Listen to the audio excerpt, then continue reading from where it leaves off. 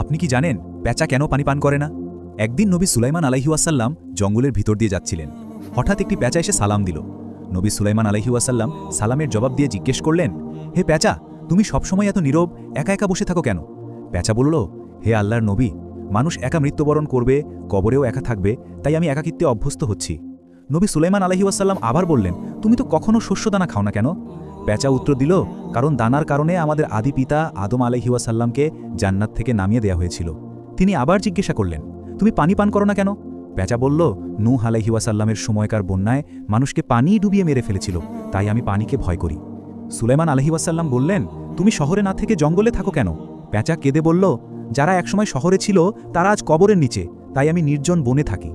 শেষে নবীও আলাইহি ওয়াসাল্লাম বললেন, তুমি রাতে ডেকে ওঠো কেন?